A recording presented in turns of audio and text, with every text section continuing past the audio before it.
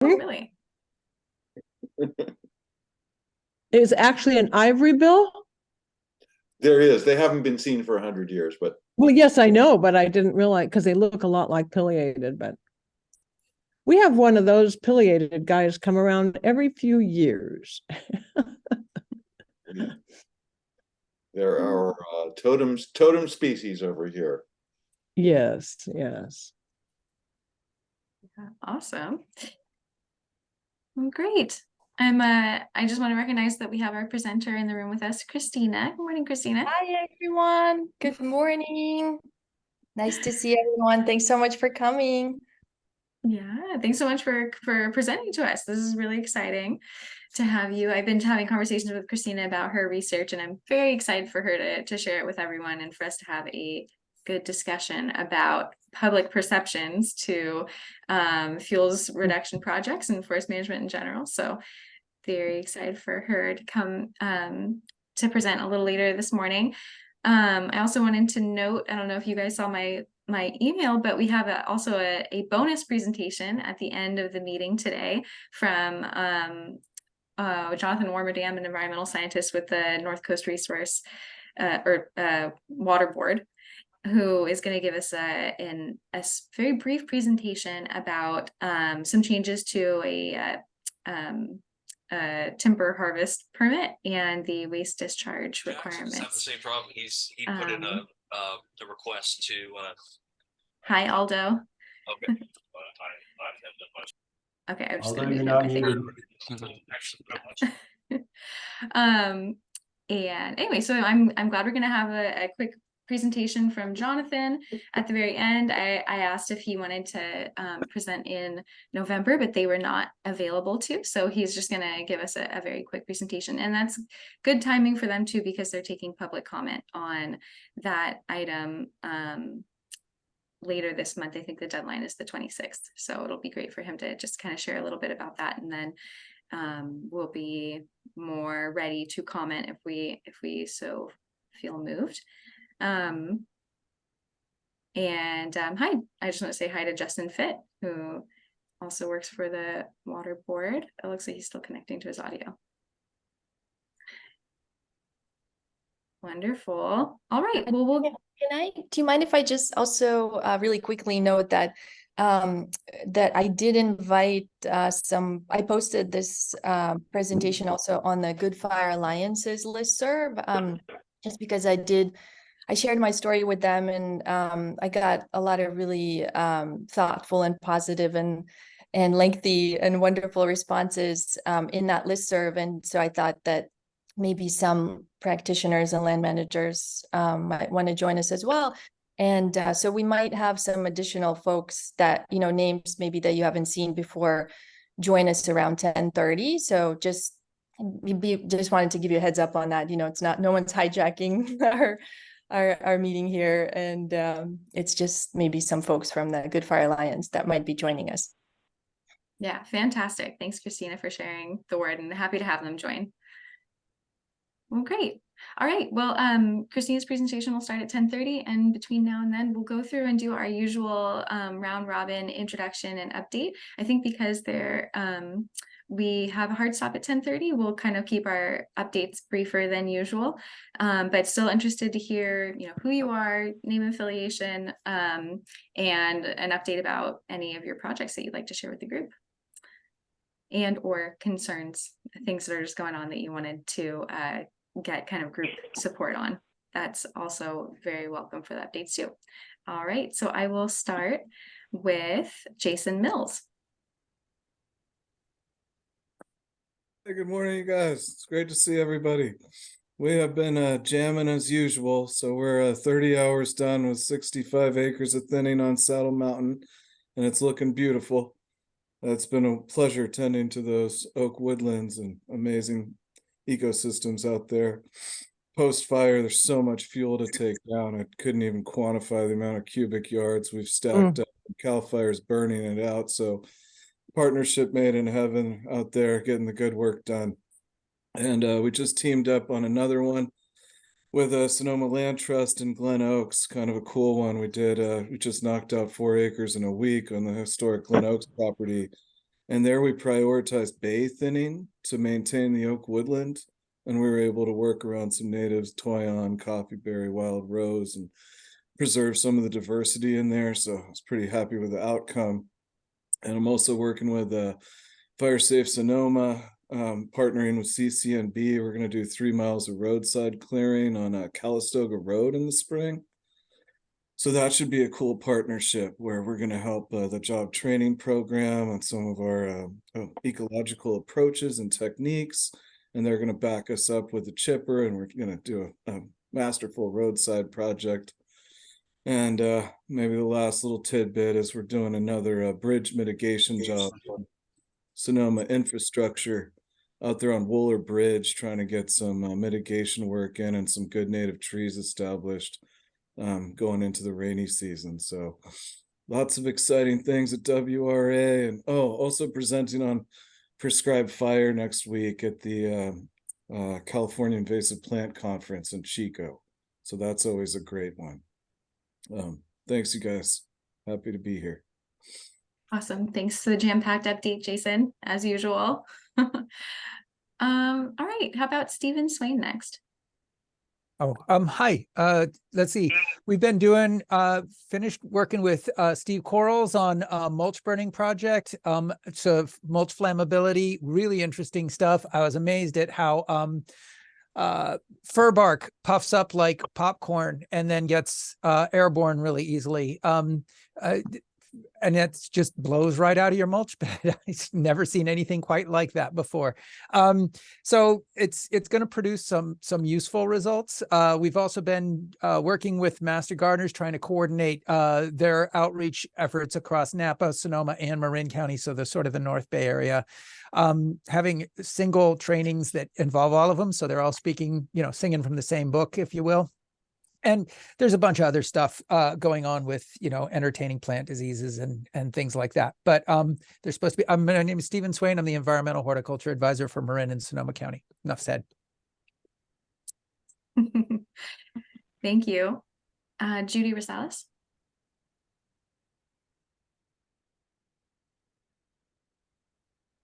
You're on mute. Judy, sorry, you're muted.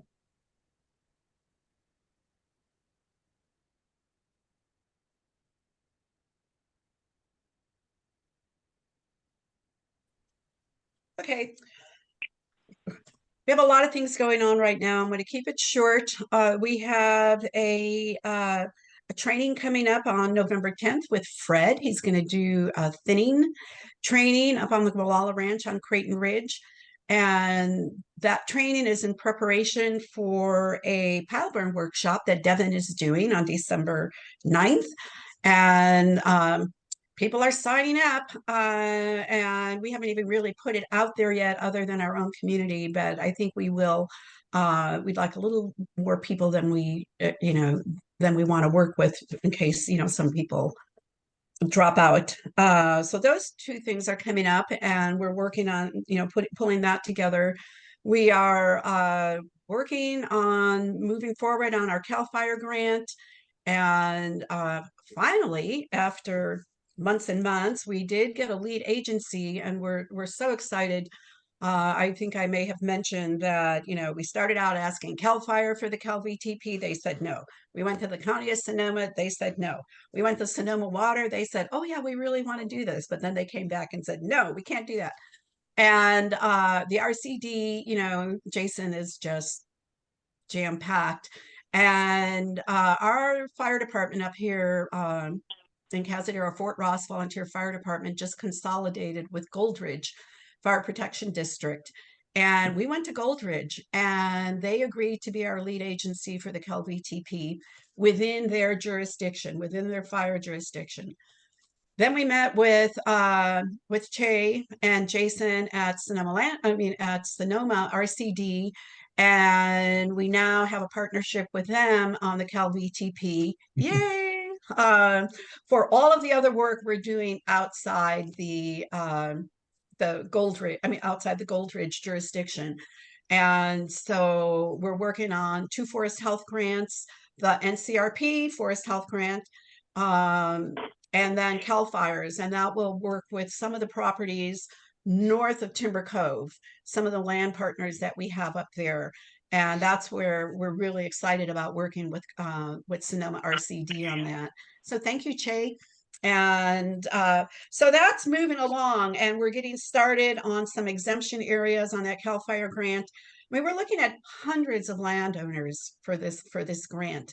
And so we're working on some exemptions right now. We're getting started on Muniz. And that's in partnership with Muniz and the Wildlands Conservancy, because some of that property is on the wildlands on the Jenner Headlands. So we met with them, and then we met with Anthony from Kashaya to check out the cultural resources up there. And so that project is moving. Thank you, Linda Hopkins, who keeps finding us little pots of money to continue working on Fort Ross Road. We just finished a project with Circuit Rider, and they did the last mile of the road. And that's another, yeah, Che, that's your old stomping grounds. And so that's exciting. And so things are moving. We do have an NCRP grant to continue working with Mark Andre up at BBW out of Arcata, and he and Matt Green are working together on pulling these projects together. And we're so grateful for those NCRP technical assistance grants, because we get Mark and Matt Green together. And so Mark's coming up on Monday to do site visits and all of this. And so now we're in project planning for the next couple of grants that are coming out for the CAL FIRE grant cycle. And that's all. That's awesome. I had a question about your burn pile workshop. Would you like any help advertising to get more signups? I think you said that you. Yes, I was gonna talk to you about that afterwards. I'll send it to you, Adriana, after this meeting. Great. Awesome. Great. Thank you. All right. And how about Che? And also, don't forget to introduce who you are and your affiliation. I don't know if I think Judy, you did, but I'm just gonna put it out there again, because so many we're so familiar with each other, but we have a couple of new faces, and I just want to make sure people know who we are. Just Judy Rosales. I'm the executive director of the Coast Ridge Forest Council, soon to return to the Coast Ridge Community Forest. Well, I want to start off by just talking about how fun it is to see Christy practically sitting in my circuit rider seat in my old office. Christy and I have worked together for over 10 years. She's hands down one of the most intelligent, effective people I've ever worked with. So really excited to be on my first call with her. Sheikh Asul, executive director at the Sonoma RCD for one more day. Unfortunately, I will be moving on to a new position November 13th. I can't share what that is yet, but it's pretty exciting. It'll be something where I can continue to work with all of you and hopefully bring even more resources to all of you and to this group. I think the biggest news for us is that within the next couple of weeks, we have a grant to hire a new community organizer focused purely on large landscape level fuel break projects. So we'll be going for 800 acres or more is really kind of our target, like the Judy projects of the world, so that we can then go after some of these like CAL FIRE grants and some of these larger grants to really have large impact long-term here in our community. And personally, I'm also excited because open burn season starts in a couple of weeks, and people like Devin and I are getting real excited to put some good fire in the ground. Thank y'all. Nice. That's great. All right, Ron Roleri. Hi, I'm Ron Roleri, and been a director for used to be Sodiomi, now it's Sonoma RCD, many years. And we had our Gualala River Watershed Council meeting last night, and Ken was there, and he reminded me, along with Sean and all the other people, the TMDL that started it like 20 some years ago. And I remember a name, Bob Clamp with the water board. Anybody remember him? Goes way back there. So we were discussing the TMDL that's currently going in the Gualala River watershed and the work Jason's doing, and he's probably getting ready for this afternoon at the they're having the was it collaborative meeting at Lake Sonoma today afternoon, and gathering all the agencies and all the stakeholders for the Gualala.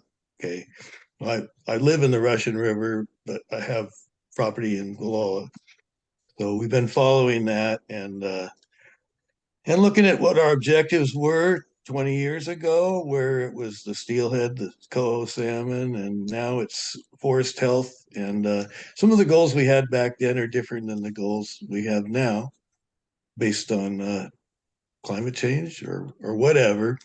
We'll find out. But we thought of, well, what do we find out? What good do we do from the past? We're just kind of reminiscing about the last go around, which was 20 years ago. And were there any things we missed? So we're looking forward to a well-organized assessment of not only the Gualala, but all the North Coast. We didn't include all the little streams, independent little gulches that actually have steelhead in them, or maybe not, but the whole forest picture. So I'm waiting to find out. Fun work with all you guys. Thanks, Ron. Well, maybe Kenneth, do you want to introduce yourself next? Yeah. My name's Ken Spacek. I live in Annapolis out here in the Gualala River watershed. I've been part of the watershed river, the Gualala River Watershed Council since its beginning. At the beginning, that's around 96. So it's been about 25 years or plus. We had a pretty big organization in the beginning, and it kind of dwindled down to just a few members now. I'm the chairman of the board for it, so we just lost a lot of grants and stuff to do the road work and woody debris and stuff like that. It just kind of petered out. So with the collaborative now that Jason is doing, it's kind of put a little fire in the watershed council. So I'm just kind of want to find out what everybody else is doing, so thank you very much. Yeah, no, glad to have you here. That's great. And speaking of the Gualala River and the new fire there, so to speak, energy wise, I thought maybe Jill would go next. Someone who's bringing a lot of passion to that project. Good morning, Jill Butler, also with Gualala River Watershed Council, and I think Ron and Ken have given good summaries. I don't have anything to add. All right, thank you, Jill. Christy. Good morning, everyone. My name is Kristina. I'm the relatively new CEO with Circuit Rider Community Services. Started in this new role with Circuit Rider back in June. I was previously with the organization as the COO a few years back. So excited to be back again. For those of you that don't know what we do, one of our biggest areas of work is a paid job training program for young people who are interested in natural resources and land management. So really happy to be here with you all. As Judy mentioned, we just finished a project in conjunction with her organization. Really enjoyed that work, and we have quite a few other fire fuels mitigation projects in the works. And really excited to be here and hear the presentation that Kristina is going to do today.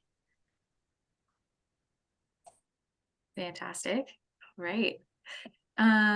Rose, you're next. Hi, my name is Rose Antaki. I am an AmeriCorps fellow working at Goldridge RCD this year, and I'm working closely with Adriana on forest conservation projects. Great, thank you. All right, Devin. Hi, everybody. My name's Devin. I am the Assistant Preserve Manager at Pepperwood Preserve up on Marquest Springs Road. Sounds like everybody is busy. It's a busy time of year. We have been working on, I think, around almost 100 acres of some forest thinning. Most of that is going to be piled, so you'll probably hear from me inviting people up to come burn piles as soon as we get substantial rain. And to Chase point, I'm under the impression that starting October 23rd, open burn season from CAL FIRE, it will start happening. So we'll no longer need CAL FIRE permits. Double check with your local CAL FIRE person on that though. We've also been doing a lot of fence and trough installation to just kind of make our rotational cattle program just a little bit more robust. So we've had a lot of contractors out here and a lot going on, but excited for oh, and then we also are planning a 40-acre broadcast burn, working with CAL FIRE within our VMP as well. So if you see smoke coming up, it's from our area, it's probably us. Great. Thanks, Devin. All right. And Kim, Batchelder. Hey folks, good morning. It's good to see everybody. It's been a busy couple of weeks for everyone, I know that, and I really appreciate all the effort that people made to get to the Vegetation Management Handbook event last Wednesday. It was great to see everybody in person, and all that great input is going to lead to a great project. And so I won't take any more of Eric's thunder, so I'll let him explain that. The workshop planning is going well. There is another event happening this Sunday, sponsored by Ag and Open Space, and working with and being led by Regenerative Forest Solutions, and Timra, Costa, and Jeremy are taking the lead on that. And so this workshop will be, again, focused on landowners who want to get assistance on how to manage their forest. It's going to be from 10 to about 3 in the afternoon. There's some great speakers there, including Sasha Berleman from Fire Forward, Sierra Cantor from the RCD, and Monica Del Martini from Ag and Open Space, among others. So I encourage you guys to sign up for these events. We're really trying to make these workshops local, and trying to schedule them essentially once a month, where we are working in different areas. So Adriana and Gold Ridge RCD, as well as Sonoma RCD, are helping us to implement that. So that's all I got for today. Awesome. Thanks, Kim. Yeah, I'll piggyback on that. Adriana Stagnero, I'm the coordinator for the Forest Working Group, but I also am a project manager for Gold Ridge RCD. And we are, speaking of workshops, I'm working on a workshop, scheduling a workshop for Long Road landowners out in West Sebastopol, if you're familiar with the area. Creating a forum for them to talk about fire resiliency and forest management out there. So looking forward to scheduling that. Maybe we're looking at dates in November.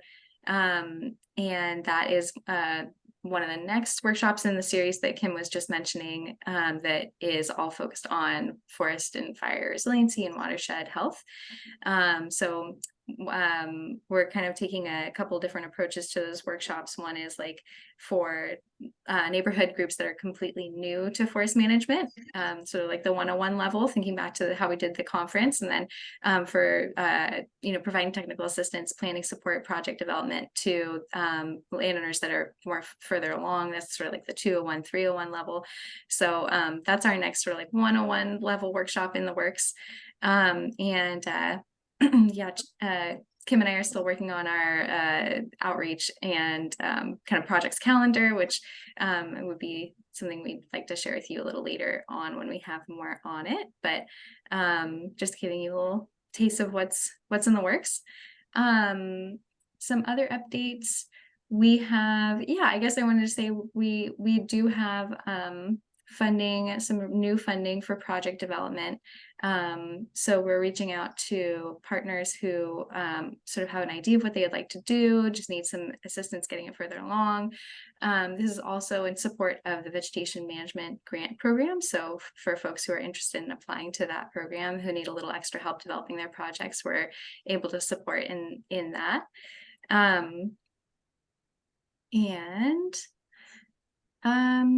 I think those are maybe just some good updates for today, and I'll save time and move on.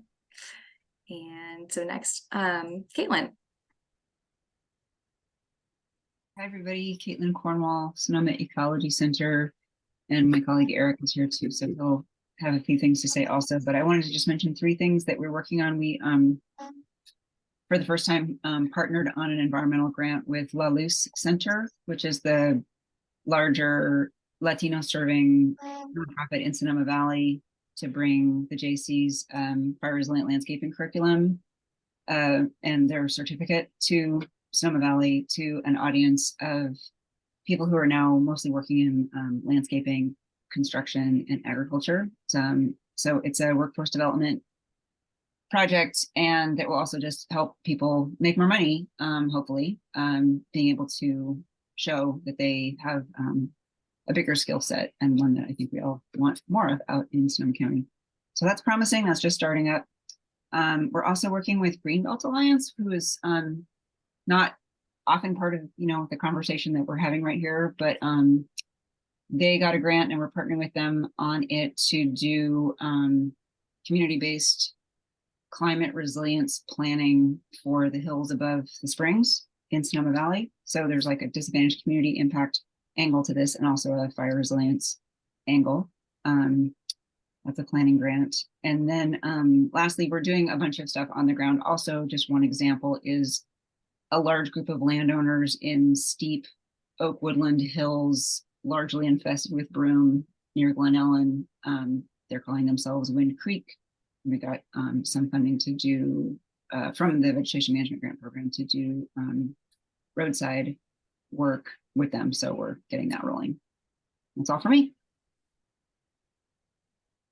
Fantastic. Okay, I'm looking at the time and I see we have technically 3 minutes, but I think I'll give us 6. And I think we have about 6 people left. So maybe we'll just do 1 minute each, kind of quick updates. And Eric, you are next. Sure, I'll be very fast. Obviously, many of you attended, but I should say first, Sonoma Ecology Center Land Management Planner. Many of you attended the Handbook for Ecologically Informed Vegetation Management convening that we had last week. And if you couldn't, of course, we still want to hear your voices, but I just want to give a huge pat on the back to everyone. That kind of collaborative space, meeting in person, is, I believe, how we're going to make this handbook available and a higher quality resource for everyone in the county. If you haven't had a chance to give your feedback directly, please reach out to me. I'll shout out Jason. We're going to meet up after this and do a little bit of work on it. So thank you all, and I look forward to chatting to you soon. Oh, one last thing.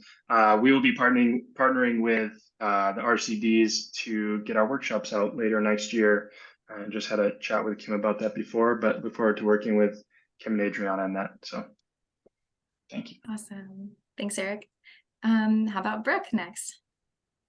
Good morning, everyone. Brooke Edwards, Sonoma County Regional Parks. And we're well a month into our fuels reduction work at Monterey Redwoods Regional Park.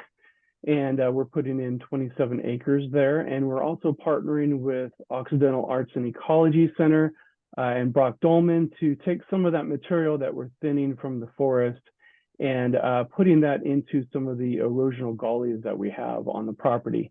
So that's taking the slash material, or the green gauze that Brock calls it, layering into some of these drainages to slow down that water, catch some of that sediment, and build back up the bed and bank of the stream system. So that's an interesting project, and we're looking forward to having a workshop in the future once we have all that implemented. That's one of our first projects where we're doing that, kind of joining those two together. So that's really exciting.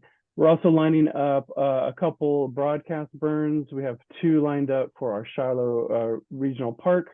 And then also we have a property adjacent to ACR's Bouverie Preserve that we're going to do in coordination with ACR.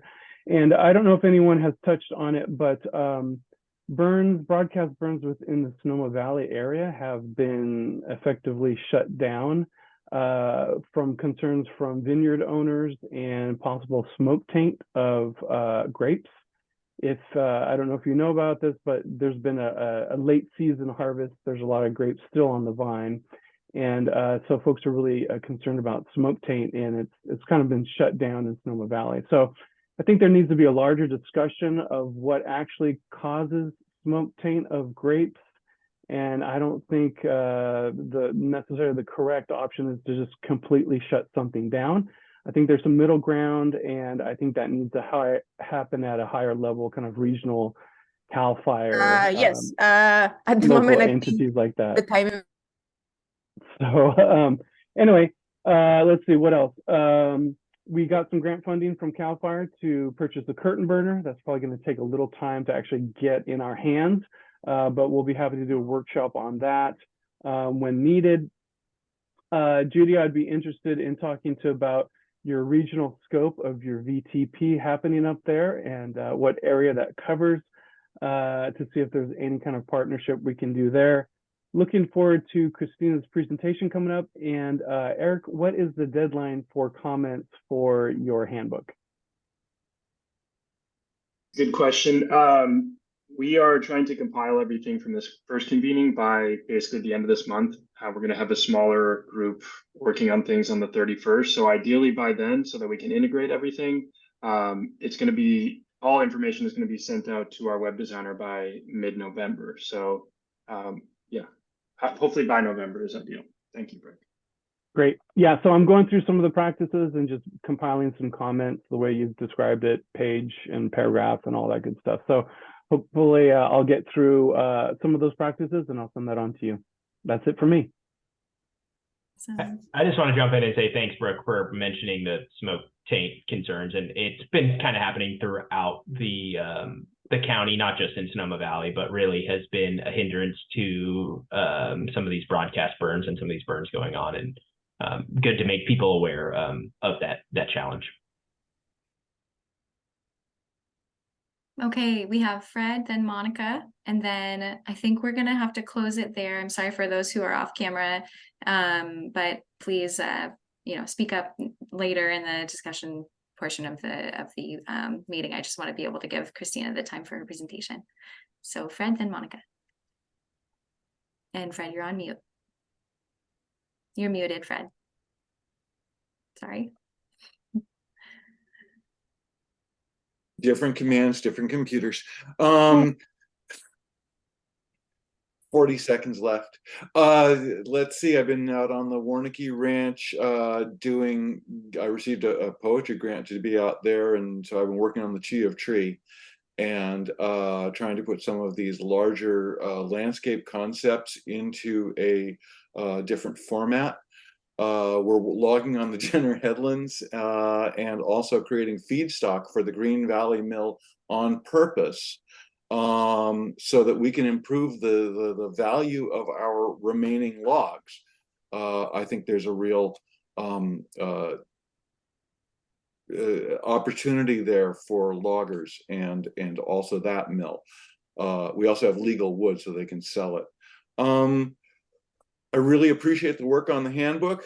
I think that Sonoma Ecology Center is doing a great thing. I'm also working with the biochar there with that staff, and I would like to talk to you more about getting planting stock. So Caitlin, get ready for that phone call. Other than that, I'm very happy to see you all here and look forward to the presentation. Thank you. Thanks, Fred. Monica? Hi, I feel a little bit like a voyeur. I do not work or live in Northern California. Most of my burning experience is in Northern California, and I'm working on getting our Ventura County PBA fully functional, up and running. We've done 3 broadcast burns this year, and basically I've just been taking any opportunity to learn from other groups trying to get PBAs or any similar organization fully functional and happy and everything. So thank you for letting me sit in on this. Fantastic. So glad you could make it. And PBA is a Prescribed Burn Association. All right. Fantastic. Okay. Well, Kristina, welcome. Thank you so much for giving us your time and sharing your research with us. I'm going to give the floor to you. Yeah, thank you so much, Adriana, for inviting me. Let me share my screen with everyone. While she's doing that, I'll just say, if you want, we're going to have a Q&A session at the end, but you can also drop your questions into the chat and we'll pull those up at the end. Okay, quick technology check. Can everyone see my slides? Yes. Good. And can anyone see my presenter notes? No. Excellent. Very good. Love it. So good morning, everyone. My name is Kristina Rizga. If you're just joining us, it's really nice to be here. It's so nice to meet everyone. As some of you know, I work a lot with Judy Rosales in Coast Ridge Community Forest, and Judy mentions your names all the time, and I'm so excited to finally meet you and hear more about your projects. I also want to welcome any Good Fire Alliance members who joined us today. And I just want to start by saying, before I get started, just want to thank Shanti Edwards from the Sonoma Land Trust, who recommended me as a speaker, and huge thanks to the working group, and especially Adriana and Kim for inviting me here today. Okay, can't forward my slides. Sorry, here we go. Okay, this is better. All right. Now, as some of you know, I spent a year working on a story investigating barriers to wildfire resilience projects. And in that process, I talked to over 100 people working in various spaces, and people brought up many obstacles. And, for everyone here on the call, these will sound very familiar, funding, staff capacity, permitting, changing climate. But what struck me the most was how often people brought up public opinions. And in fact, it came up more often than any other factor. So in my story, I wanted to understand, well, where are our diverse beliefs coming from? And so I began to look at the history of public perceptions on forest stewardship. How do different cultures look at nature and the role humans play in it? What does it mean to love nature according to these different traditions? That's all in my story. But today, I wanted to dig into contemporary public views. As I was writing this story, I was really surprised to find actually a pretty sizable body of research on public opinions on thinning and burning. I only got to include one brief paragraph on that in my story, but I thought it might be useful to unpack that a little bit more with land managers and practitioners. Now, instead of going through each study, I read about 40 for my story, which is pretty tedious and boring. I'll just synthesize what most of the research I found says. But I really want to be clear now, some of the, before we get started, some of the findings that I'm going to share with you are going to be very familiar to you. You all work at the grassroots level and understand these issues very deeply. Most organizations here I know are already doing some or many of the things this research is recommending. But I do hope that these studies maybe could help us as a community boost our communications and public outreach. Maybe these findings could help us prioritize projects when resources are limited. Maybe these findings can help you lobby for something new within your organization. And maybe these findings can help you write a new grant proposal and include research as a part of it. As we all know, grant makers really love seeing data in the proposals. And just so you know, I will be happy to share brief summaries and links to all studies I reviewed with you. So I'm not gonna, list them all here, but if you'd like to receive a list with all studies and summaries, and in case it's useful in your work or your grant proposals, please email me after this presentation, and I'll be happy to share it with you. All right, before we dig in to all of it, just a quick word about myself. So I was born and raised in Latvia. It's a small country bordering the Baltic Sea.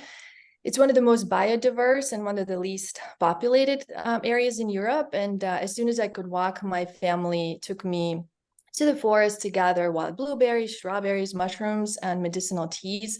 That's me on that black and white photo, picking blueberries when I was 5. And even today, I can only think of 2 Latvians that I know who don't go into the forest to forage or go fishing.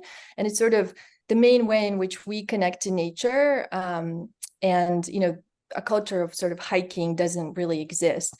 In 1994, when I was 18, my mom and I moved to San Francisco, and we landed in a radically different environment. So, we have fences and private property signs everywhere. Foraging is not allowed in most places.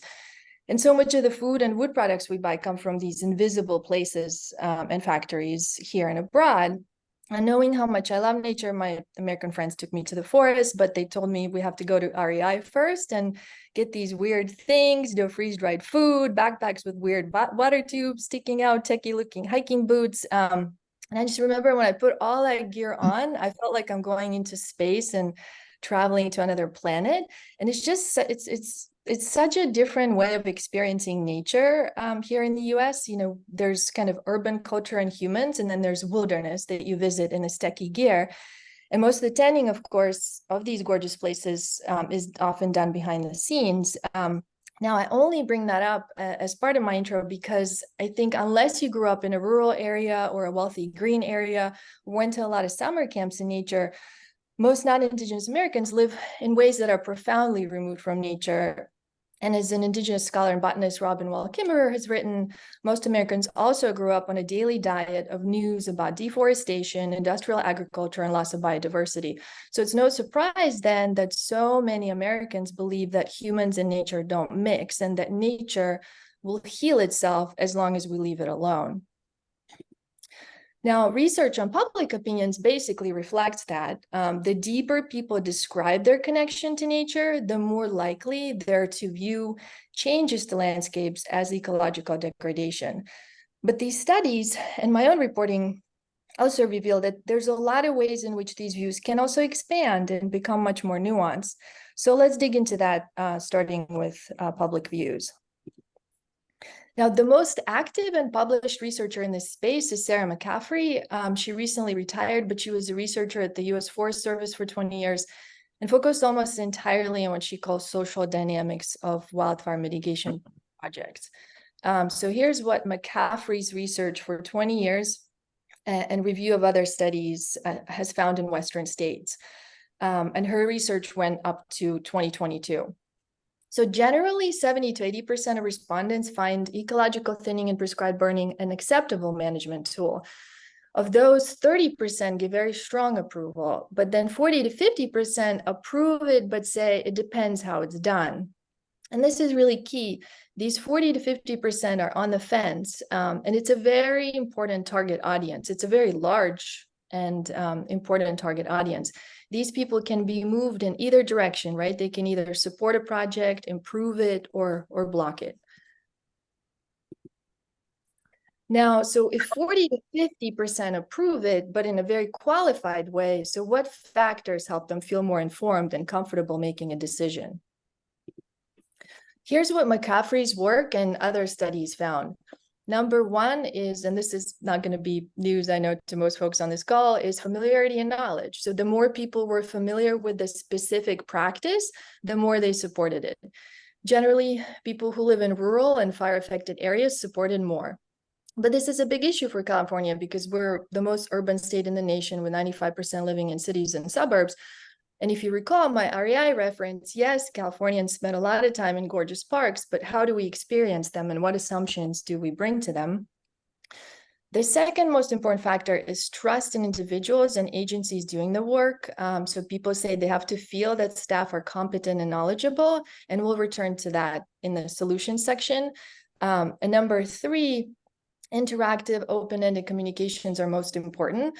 So one-directional materials like press releases, announcements, brochures are super helpful, but they're not sufficient.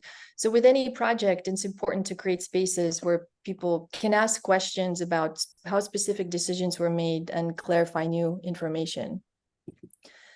Here's a few kind of additional things that stood out in the research of McCaffrey and others.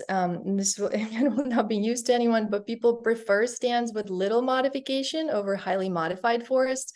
So something to keep in mind if you're bringing a treatment for the first time into a new community or near a new community. People like detailed descriptions of goals and before and after photographs. And I actually always wondered if these work because as a community volunteer, I spent a lot of time putting these together. Never knew if they work, and I'm really glad to see that they do. And people want to understand ecological goals, not just wildfire resilience benefits. And they like specifics, this plant, not just mentioning that they're ecological goals, but this plant and this animal will benefit in this way, in this space. I definitely see a lot of announcements that prioritize wildfire resilience, and that's obviously extremely important. But if we want to target those people on the fence, that silent majority who are worried about ecological degradation, then we might want to spend at least a paragraph on specific ecological goals, not just a general mention. Researchers also found the last minute announcements often backfired. Community members, there's been a movement to kind of jam projects through because, there's grant deadlines and we are in a crisis, but research found that, community members wanted time to participate in planning and have space for feedback and questions. And studies kind of repeatedly mention examples where agencies were shocked by the resistance, but turns out they mostly talked to the heads of local organizations and skipped the community part.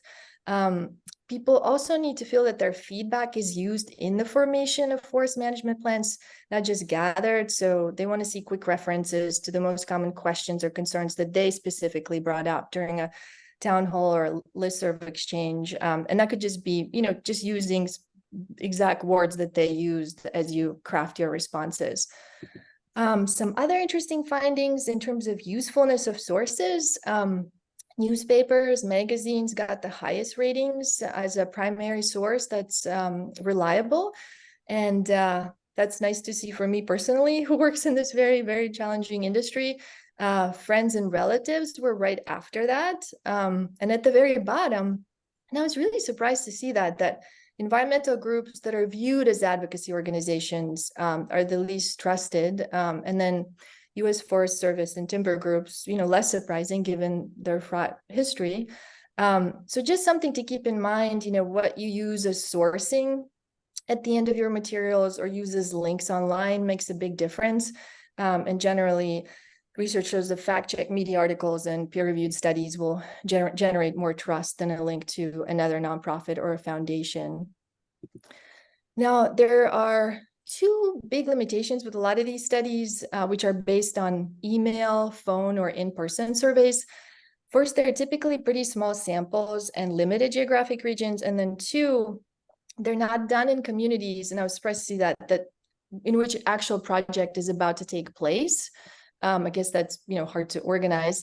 But there are a few exceptions. And so instead of using samples, in geographic random regions, they attempted to survey the entire community and one that was in an area that would be directly affected by a treatment that was recently announced. And I think the results in those studies add some really interesting nuance.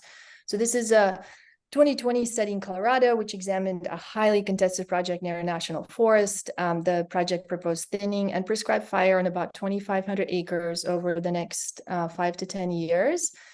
And what they found is that 31% supported, 14 were neutral, could move in either direction, and 27 strongly opposed.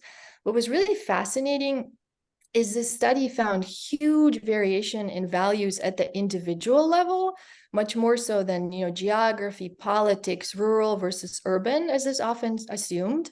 And what it's, I think what it's saying is what Aldo Leopold said 70 years ago in his famous 10-count almanac, right? He was arguing that feelings and beliefs about tree removal are extremely complex and just are informed by all sorts of childhood memories, experiences, traumas, personal likes and dislikes. Another fascinating finding here, which I mentioned earlier, is that the more closely people in the opposition group reported being connected to nature, the more they opposed the treatments. And this is really important, right? Because it gives us very specific information about a target group. At the core of resistance are people who are concerned about damage. So education and messaging kind of needs to anticipate those concerns and address them. And to kind of echo what I said earlier, I do see a lot of official announcements of treatments that prioritize wildfire resilience, but I think, if we want to grow support, we need to include something on ecological benefits as well, and site-specific ecological benefits. Another finding, even though only 27% opposed the treatments, local media covered it as a broad sentiment. And, if you ever see that happening in your area, please reach out to the reporter and, respectfully and kindly provide contact information for additional sources. These stories are often written very last minute on tight deadline. The journalists will talk to 10 people and make a judgment. So there's always room to push for a follow-up story with more nuance if you feel that that was missed. As long as it's done in a very kind and respectful way. Because just journalists mostly hear from people that don't like their stories and hardly ever hear from anyone who appreciates their stories. Some good news. Public discussions did affect people's views a lot. 38% reported a more favorable view after attending a community discussion. And that's huge and just shows how worthwhile these meetings are.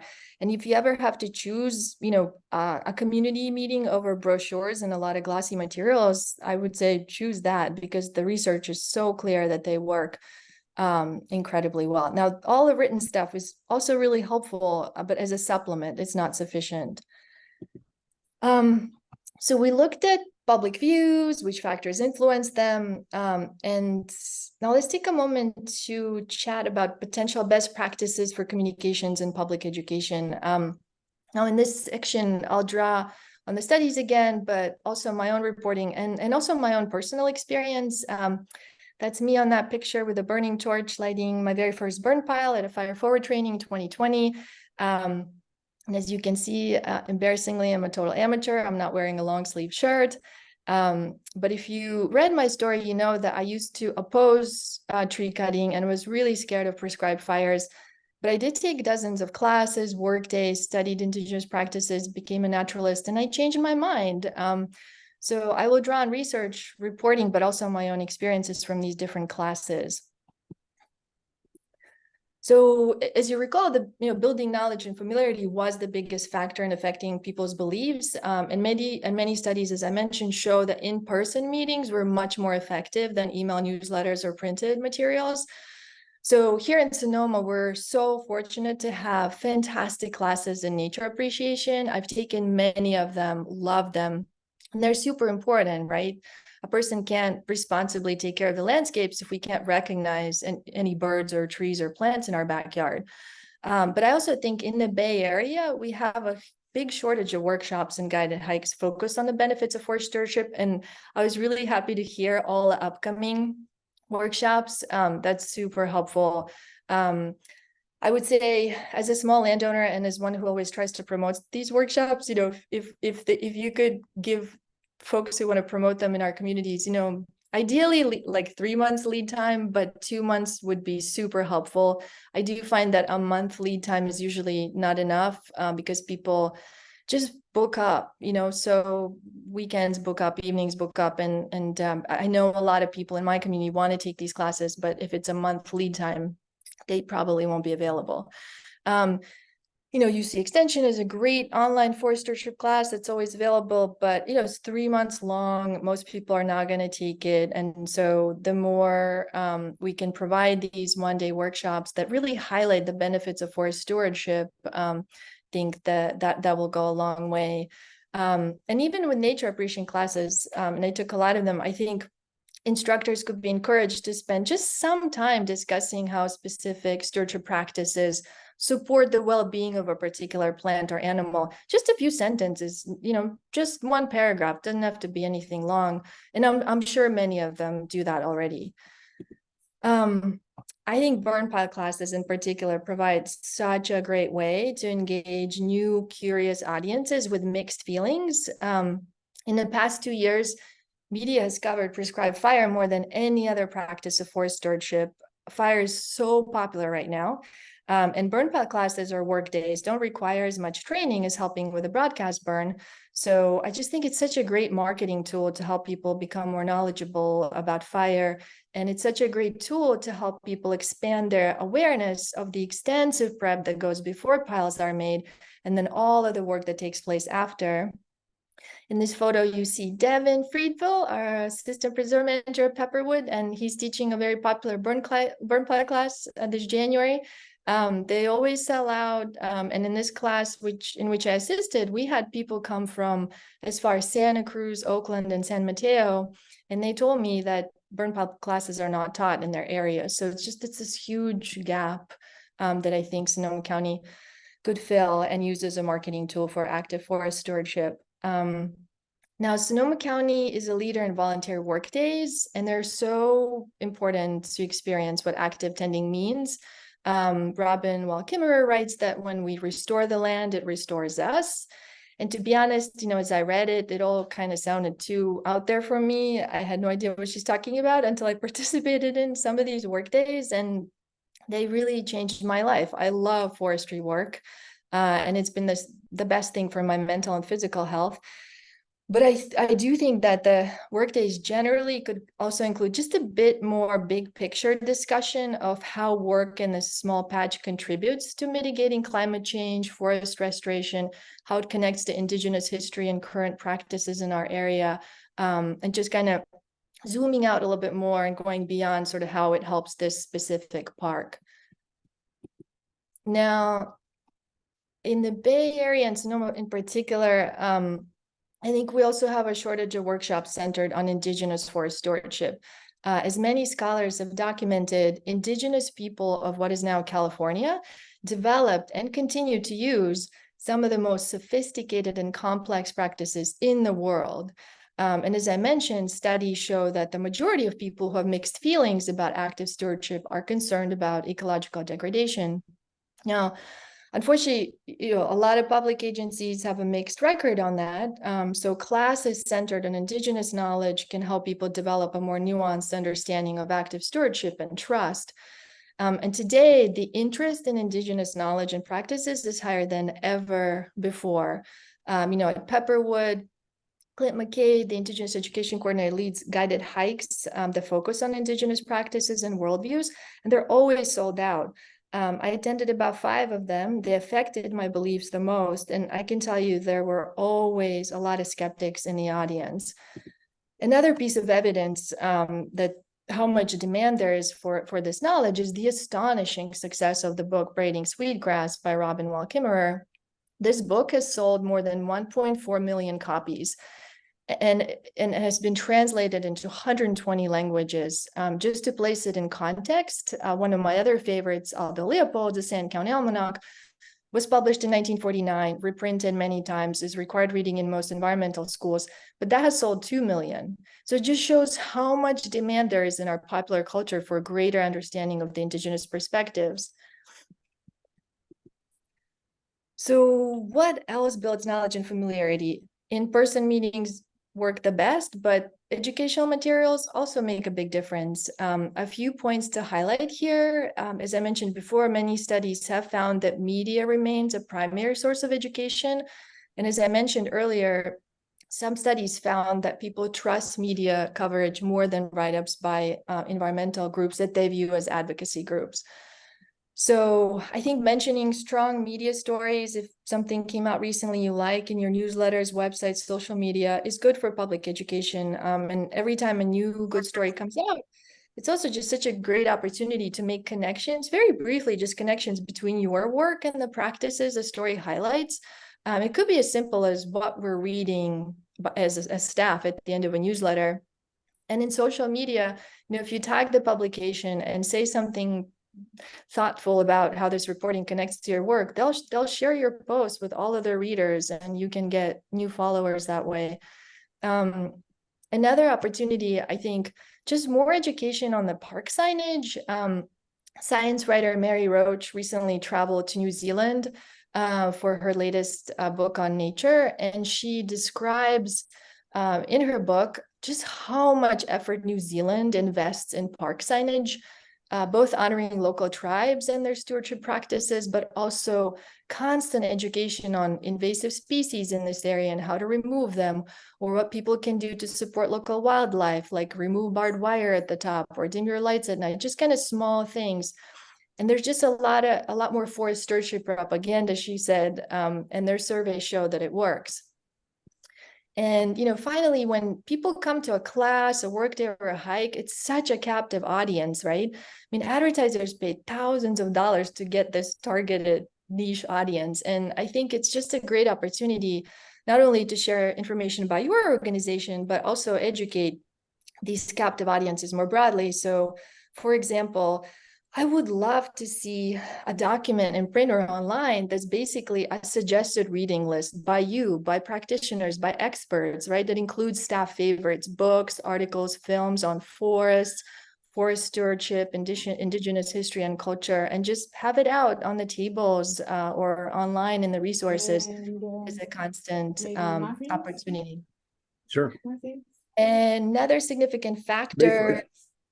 Sorry, folks, would you mind putting yourself on mute?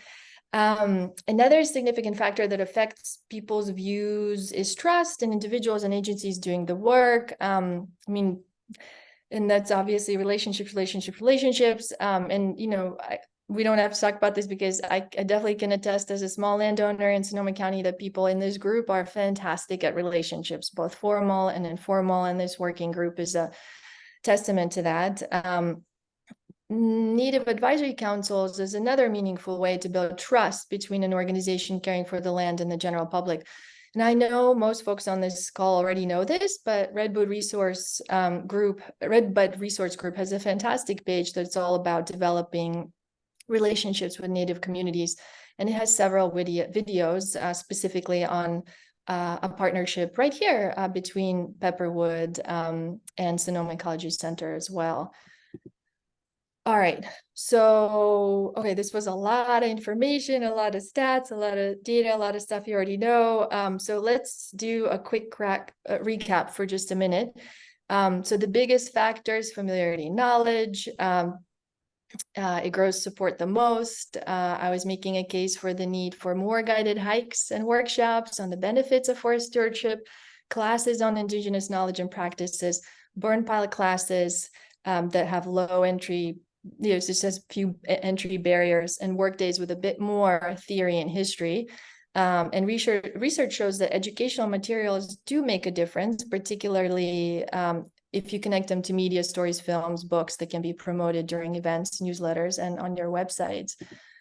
Trust matters a lot, building relationships with community leaders and indigenous community members.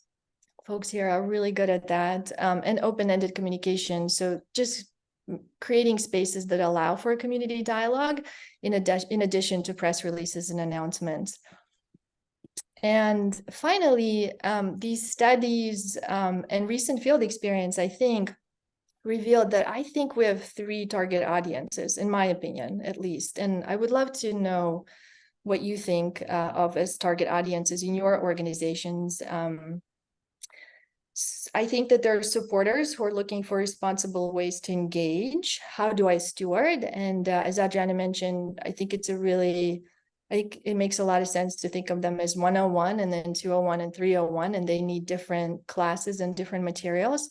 Then there's people on the fence, and this is the biggest segment, that silent majority, people who are not strongly opposing active stewardship, but are concerned about possible degradation. They just kind of freeze.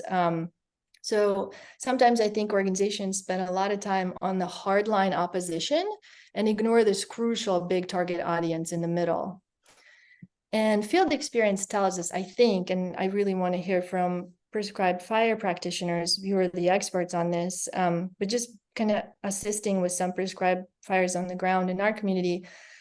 I think that the support has grown tremendously in the past few years, but I also think there's kind of a new opposition group that's really worried about smoke that we discussed, and also escapes. Unfortunately, you know, media, my colleagues are obsessed with bad news. It drives me nuts. My whole life, I've never written a story without, you know, solutions at the end, but media loves bad news because it gets clicks and advertising dollars. So escapes in Big Sur, Santa Cruz, and New Mexico got so much national coverage, right? And a good local giant prescribed fire will get a few headlines in local media, but if there's an escape, it's national news. So people who want to prevent burns bring these stories up, at least in my community. They're very aware of these escapes and they bring them up. But so I think those are kind of the 3 target audiences. And I think any communication strategy or materials or meetings should try to anticipate the questions and concerns of all 3 and address them to the best of your ability. So in conclusion, I just wanted to say that as I was reporting this story, it just became so clear that people's views on forest stewardship are affected by so many complex layers, right? And those live in the cultural, political, spiritual, religious, historical, and so many other dimensions. And it was also evident that many of these views are mostly subconscious. They're not very well examined. On top of it, there's daily messaging that humans and nature don't mix. The views of John Muir on nature, for instance, are still much more known and celebrated than views of indigenous communities or Aldo Leopold. And political scientists tell us, right, that saying no to something you have complicated feelings about is a lot easier than saying yes. But the good news is that research is also super clear that thoughtful, intentional communications in public education really, really works. So I want to end just by saying thank you for all of the work you're already doing, working on forest restoration. It's incredible to hear all the projects you're working on right now. All the total acreage is astonishing. And then, with those limited resources and staffing, also doing a lot of education already, engaging the public. As a person who was, again, largely against any kind of thinning or burning, I'm a living proof that what you do matters and makes a huge difference. And I've seen, transformations like my own all over the place as I report and assist with different classes. So I do hope that some of this research renews your enthusiasm for what you're already doing in terms of communications and education. It really works. It's really important. Maybe it sparked some new ideas. Or as I said at the beginning, since foundations love data, grant makers love data, so maybe some of this can help you get additional funding for those larger communication and education budgets. And again, if you'd like me to send you a Word doc with all the studies, please email me after this call. My email is on the slide. I'll be happy to share or discuss anything else that's very specific to your organization. And as Adriana mentioned in the agenda, you are the experts on these topics. And so we'd love to just spend some time to talk about your experiences, successes, challenges, needs around communicating effectively, what works, what doesn't, what your wishes are. So I'll end here and let's open the floor for that or any questions you might have about my presentation. Thank you again for your time. And I look forward to our discussion. Thank you so much. I'm just like, there's so much for me to think about with the outreach that I'm preparing. That was great. Yeah, Kristina, thank you so much for taking the time to speak to the group. I think to have an audience of about 43, you probably poached about 20 of us, of the folks to bring in to listen to you. But I think for the most part, these are issues that we're really struggling with. I think you heard such a great report out by all the different people who are involved with this. And we want to do good work on the ground. And when these perceptions of we should absolutely leave it alone, that just doesn't mesh with the work we're trying to get accomplished. So it's really nice to hear some discussion about how to approach this, how to raise the bar as a community on our understanding of how to manage these resources. What is best in the end of the day for the resource, and how does that work with our life, and how do we become more engaged with this? So I really appreciate what you've shared with us today. Thanks. Thank you, Kim. Really appreciate your comments. And, I hope this is just one of many conversations we have as a group about communications and public perceptions. This is what I'm obsessed with. So I'm happy to, do any follow-up sessions if that's helpful for the group, or work in smaller groups. But thank you again for having me and creating this space. And yeah, and I'm personally curious to hear, is it I did notice that communications and marketing capacity at conservation groups and forest restoration groups is really small on average compared to, I spent 20 years reporting on public education, and the nonprofits that work on public education just have much bigger budgets for communications and marketing. And is it that the grants that we're going after just don't, is it that those foundations don't value marketing and community? Do we need to educate funders? Or like what is the reason for that? What's the obstacle? I have a question. Can I ask a question? Of course, Adriana, do you want to facilitate? Do you want me to facilitate questions, or do you feel? I'm happy for you to do that, Kristina. Yeah, and, Okay. and maybe When you were talking about the effectiveness of communicating, and like the 1 month, 2 month thing, and then the public participation resulted in the best people interest. Mm-hmm. I'm wondering, when usually you get a bunch of people right after a big event and they're all worked up, their blood pressure is high and they're dealing with, is it better to not, I mean, you get more attendance, but do you want to call the police to for your meetings? You know, people come in and they're like, what's the best way or timing to get people that want to learn to come to the, That's a willing great to listen? Yeah, when you say big event, do you mean a wildfire? Yeah, right after an event like a flood or a wildfire, people are all, and they might have like emergency stuff. Is it better to just wait till that's over, or what, you know, what's the best way to approach people about stuff? Because we forget, we go to sleep when it's over with, and then until the next event comes and everybody's worried. So I'm just thinking long term, stick in your brain.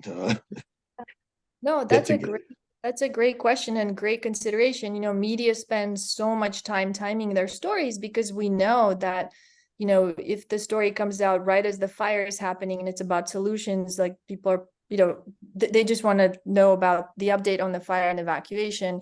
So you need like a week or two before you can talk about solutions. But then you do have this most captive audience you can possibly wish for. So I think absolutely, you know, I would say within 2 months of a wildfire, but I think as we saw in 2020, you know, for a year or two after the 2020 fires, we had a captive audience. I think, at least I can see in the media, it really changed the coverage in the media and the interest in those stories. I do think that's probably a lot to ask of a smaller organization, right? To organize. I mean, if you have the capacity to organize something within a month of a wildfire, that's amazing. But probably as a long-term strategy, it's probably best to just plan them, you know, when it works for your schedule so that it's well organized, intentional, thoughtful. And then, you know, I think the biggest thing is just having it on a calendar at least 2 months before it happens so that we can promote it in our communities better and make sure people block dates on their calendars. And the other thing I'll say, it's so hard to do it on the weekends, but if we want to get, you know, small landowners or just people who care about nature to come to these events, weekend, right? If they work full-time, weekends is the only time we can get them to come. I mean, Zooms work really well in the evenings. The forest stewardship class I took at UC was every Tuesday from 5:30 to 7:30. And that worked for a lot of people, but these workshops, I think we have to do on the weekends.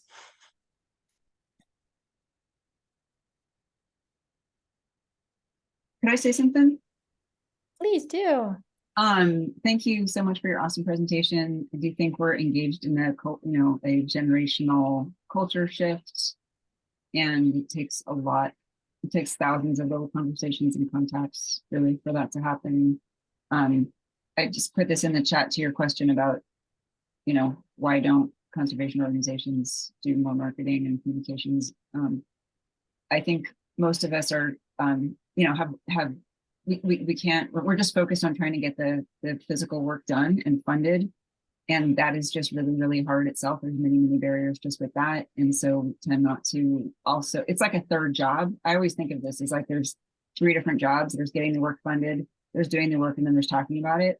And they tend to have different skill sets. And so I think it has to be really intentional about the hiring at organizations. And then sometimes people have the skill set for communicating. They don't know anything about the content, the topic. And so there's this weird translation that has to happen. That's not super easy, but that's sort of like, you know, why it's hard. But on the side of why it's easy, I'm just realizing, like, our organization, we have these sites that people come to that we don't actually own any land, but we have long-term management responsibilities at multiple sites. And that's really low-hanging fruit. Like, those are people who show up on a weekend with their minds open, ready to experience something. And maybe like at Sugarloaf State Park, which we manage, maybe we can just have more events there that are super casual. Like, maybe someone didn't show up on that Saturday to think about these topics, but oh, here's a person who would hike with you and talk with you about these issues. I think you're right. Just these sort of whole person contacts. I feel like it's only in person that people can be convinced that the message is coming from the right place, like a sort of holistic place.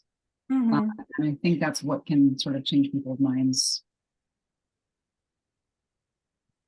Yeah, no, thank you for, yeah, absolutely. That makes a lot of sense. Thank you for describing the challenge with the communications and marketing. That makes a lot of sense. And I definitely know it took me at least 3 years to become somewhat fluent in some of the stewardship terms and ideas. So I know you can't just hire, you know, any professional writer off the street and accept that they're just going to become, you know, a great translator right away. So that's definitely a challenge. But I love that idea of just offering casual guided hikes on busy days. Don't even, yeah, and that makes people, when people come, yeah, they're just so open. And, you know, have you ever noticed how when people arrive at a park and are about to, just kind of see it as I travel to different sites, that people are just glued to those few little signage areas. They're just like, oh, they're excited. They're about to go, what is this place about? What's the history? What kind of plans we have here? You know, they're just like so excited. And I feel like in the US, we don't take advantage of it. There just isn't enough material and education. People want just a little bit of a big picture. And I think I see it more. You know, I was just in Scottish Highlands, and we hiked marshes. I mean, in just that one hike, I learned everything about the marshes and you know why they're in trouble, and there was just this huge, beautiful, not obtrusive, just a large kind of wooden building with a lot of signage, a lot of information, including a separate section on what can you do as you go home to support these habitats, and you know, and what can you learn, what can you read or, you know, watch to educate yourself more about it. I don't know if there's restrictions, you know, within state and local parks for that, or preserves for that kind of signage, but I just think there's a lot more room for that kind of education with a very captive audience.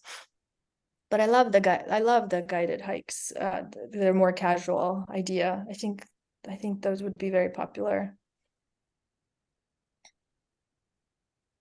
Hey, this is Anne. In case you're not able to see my hand up. I'm not, Adriana, do you mind actually facilitating? Because I'm realizing I'm not seeing everyone very well. And if you wouldn't mind just calling out whoever is next, I appreciate it. Sure. Thank you. So first, just thank you for your presentation, and thank you for the article in Grist. We've been sharing it. I'm Anne Krelock with the Marin Wildfire Prevention Authority.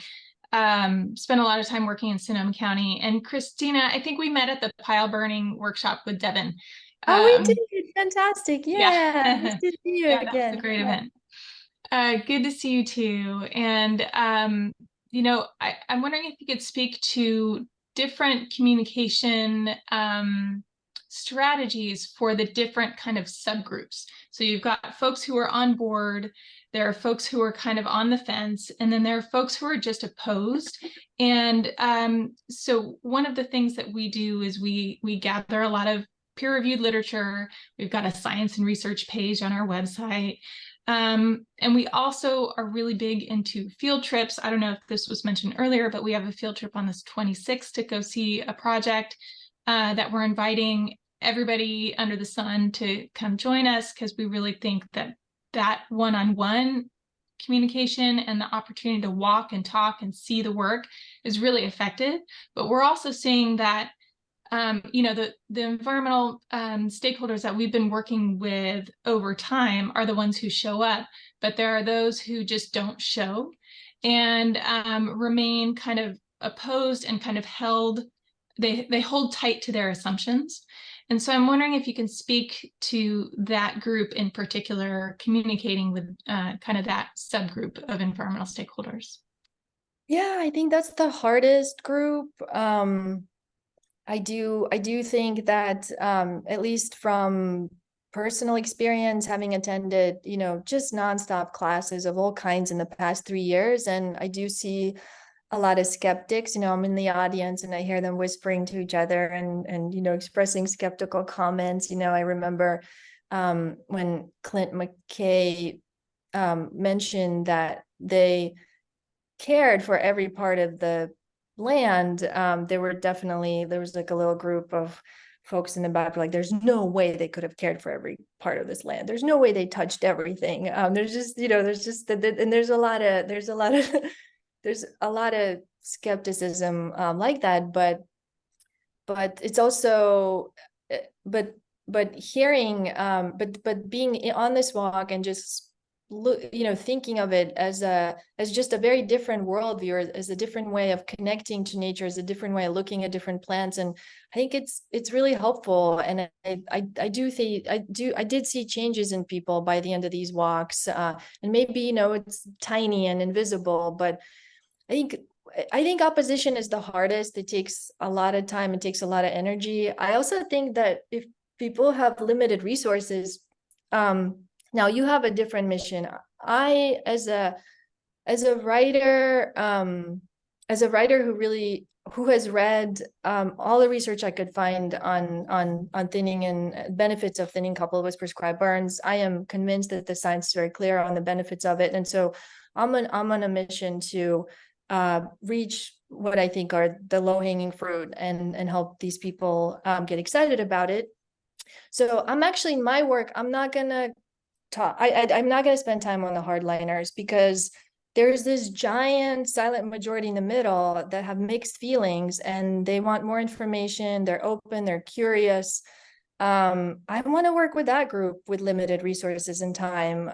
That's what I'm interested in, because there I don't see just these prepackaged reactions thrown at me all the time. There's actually some space and openness, and I'm a jaded journalist, so don't listen to me entirely, but that's just saying, in my own personal work, that's my focus. This huge middle where people are very confused, or have mixed feelings, or just have all these emotions come up because they've read their whole life. They saw pictures of clear cuts and stories about U.S. service and, terrible stories about large industrial timber companies. They have all this information in them from their entire life. And now in 2 years, they have to, and plus they thought that the nature is perfect and, nothing's overgrown, everything's perfect. We all grew up with these lush overgrown forests. And so now in 2 years, we're asking them to completely change their feelings about it, and it's going to take time. I mean, Clint McKay is so good about it and so patient, so endlessly patient about it. He always says, it took us hundreds of years to get here. We're not going to change these views in 2 years. It's going to take time, and we have to be patient.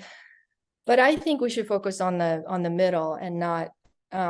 It's really. I'm just, as a journalist, talking to very, very strong opposition is just very difficult.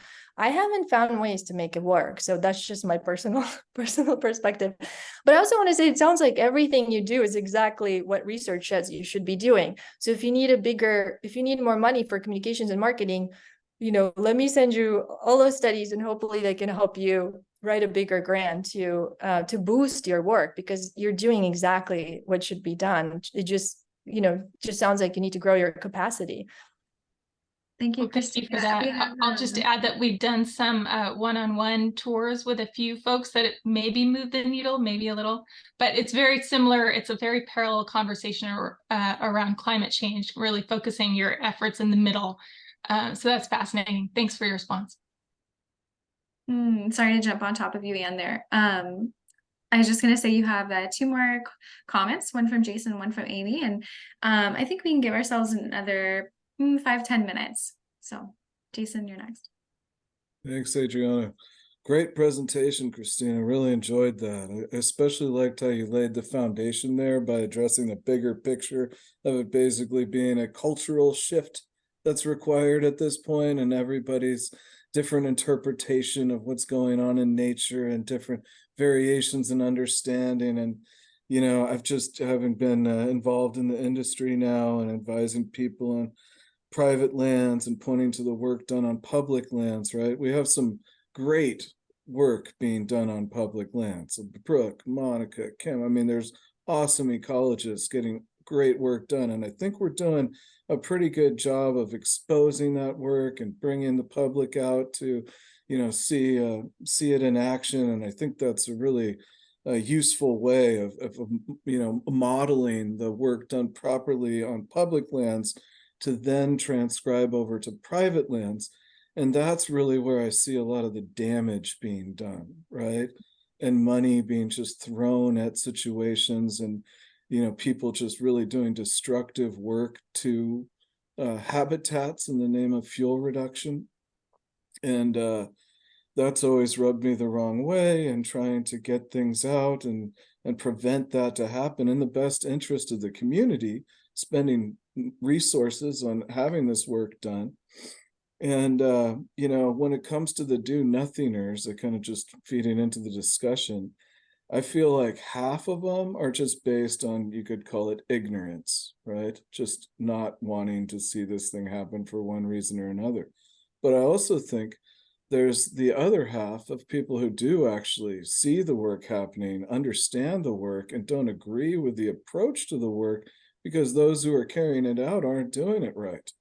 So, you know, and then you look at the industry performing the work.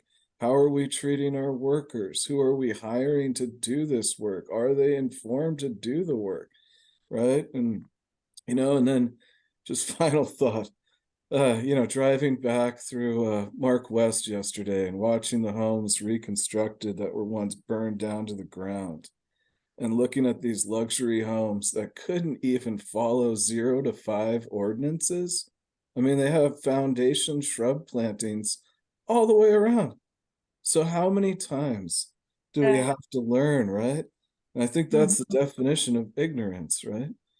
And the other real kicker is these invasive species in that wooey environment, right, that proliferate and then spread into our wild lands. You know, that's where we need to get them. That's where our resources should be going. But anyhow, this is just burning issues. Thanks for raising them. Keep up the great work. Thank you, Jason. No, you just opened this up, you know, and you just added so many more rich layers to this problem. And I agree with you completely on all points. And I do think that a lot of work, I mean, especially, you know, PG&E is not doing us any favors, right? The way they're just butchering heritage trees around those fires is just turning so many, because they think that the wildfire resilience work we'll do along the road will be the same. And it's you know, it all matters. Yeah. There's we're not gonna have time to address all the points you brought on this call, but I think you know, one thing I really love is just, you know, forest stewardship classes that focus on wildfire resilience, but also, you know, promoting wildlife and habitats. I think people really, at least in my community, people really care about that, and they really want to know how they can support specific species, or they love learning about new plants and how they support habitat. And so I think I feel like there's so much emphasis on wildfire resilience and these ecological goals, which are that big silent majority in the middle, like they're concerned because they're turned off by the work they're seeing. And so I think, every guided hike, every workshop should include that, maybe even as a the biggest component, because it all supports wildfire resilience as well.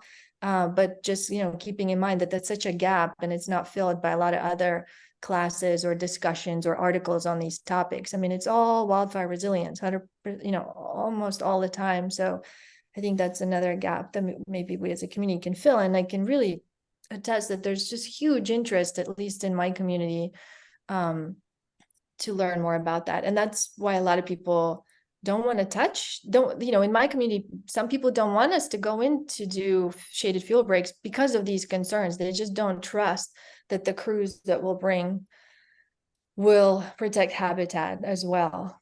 So no, it's a very real big issue. Thank you. Amy, you're next. Well, thank you. So I'm Amy Balhars with Safer West County, and we do a lot of outreach, both events pre-COVID more, as well as a variety of other educational situations. And we constantly come across the deniers or somebody who's really against fire mitigation work, and then the handful of people that are sort of, we're talking to everybody who's already drinking the lemonade. And then there's that larger group in the middle. And one of the things that Jason Wells and I did over the last couple of years that actually made a huge impact, and so that's why I wanted to bring it up, was we did a forest stewardship plan across 150 parcels with people from anywhere from 2 to probably 50 acres, and there were only a handful with that large of acreage. Most of them were in the 8 to 10 acres. And they aren't people who would ever have a timber harvest plan, a forestry plan. They would never have that resource, but pulled together, we did this. And it was in an area with very, very strong opinions against taking action and against prior timber harvest. So that was it was a group that wasn't going to budge very easily. And by doing this plan, it was personal because it was their acreage. It wasn't theoretical like a event that we've held where we've had foresters and other experts coming in to talk. It was really specific to their area. I have still been astonished at the change in opinion that people had when the forester came back and we did the initial presentation of the findings, and he spoke about what the average number of trees per acre in a healthy forest would look like and how many trees per acre these people have. And everybody's mouth dropped. They're like, oh, I did not realize the degree of how far my forest is from what's considered healthy. And from that point, we've had a lot better conversations with some of the most stout, opposers to the work, because it was personal, sort of like what you were talking about going on these walks. It's like you're actually having conversation. Well, most of these people went on walks with the forester around their property during this couple-month period while he was pulling together. It was Matt Green, and he did a lovely job pulling together the work that knowledge we already knew about the area, and also, really pointing to some of the, ecologically sensitive areas that we shouldn't do work in. And that also made people feel comfortable that we were already identifying those areas so that they didn't feel like we were going to come in and do something really rash, right? And start to do a lot of work. So there was a lot of trust building. It was painful, and Jason can attest, but and we had a lot more meetings than I think we originally thought we would need to have. But I was really pleased at the change. And I think we probably took at least 20% of the deniers that were not the, people who are still there, and moved the needle, maybe more. Wow, that's an incredibly inspiring story. And what a like just such a giant project. Thank you But we so much need, for sharing. Yeah. but we need to start funding those things. We need Yeah. to fund stewardship type plans. They're like a forestry plan, but a group of people, like a communal stewardship plan where we start to make people more aware of what's happening. Yeah, that's why I'm really grateful for the work that Judy Rosales is doing in Western Sonoma County with small landowners. You know, they raise some grants, and Judy can speak more to that. But yeah, it's just bringing us all together and applying for forest management plans together. I mean, that's definitely the way to go. And then it gives people a feel, because I help organize our shaded fuel breaks. And write grants for them, and I reach out for landowner permissions, and I do all that like work. And I do feel that when it's just a shaded fuel break, those people don't trust that if it's just us coming in on there, even with consultation with the forester, that we'll always do the best job. But their own plan, and it's the whole land, it's just they feel a greater sense of agency. And I never thought to actually, they would be the last people I'd reach out to offer something like that. And now I'm changing my mind. I think this is maybe a really good long-term tactic. So thank you for sharing. So inspiring. I love this. I'm going to follow up with you to learn a little bit more about the logistics and the difficulties and how you solve them. That's fascinating. You should present on that sometime. I would love to hear it. Well, we're now doing another one along the Bohemian corridor with much larger parcel owners, and a similar idea. And these guys are much more motivated, and we're starting with an easier audience for the most part. Yeah, we're doing a second one because it's super important to get collaborative effort. Amazing. Thank you so much for sharing that. Really appreciate it. Yeah. All right, Brooke, you're next. Oh, yeah, this is a great discussion. Thank you so much, Kristina, for presenting this information. I think in a lot of times, our communication, we need to kind of try to reset people's mind frame of human interaction with nature. We see it as a negative thing because, of course, that is surrounded by us. But just like Amy was saying, what is a healthy forest? And if we look to 200 years ago, those forests had a lot less trees per acre.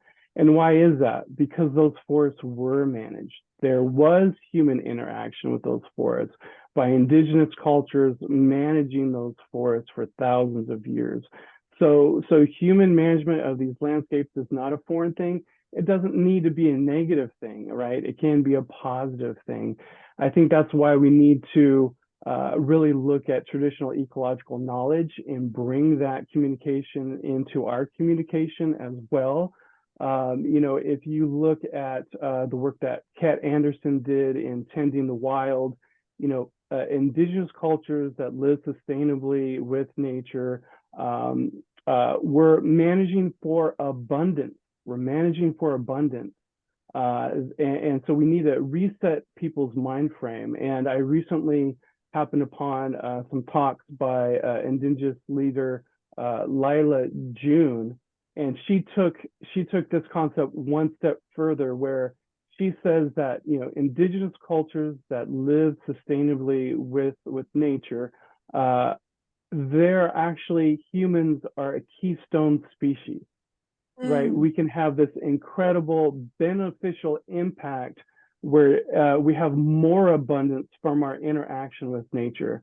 So I think trying to set the context with these people of the larger picture, and then how we're trying to function within what we do on the landscape, that's our overall goal, to have this beneficial impact, healthier systems, reduce fire, but then also abundant, healthy ecological systems. And so I think that's also needs to be part of our communication that we put out there.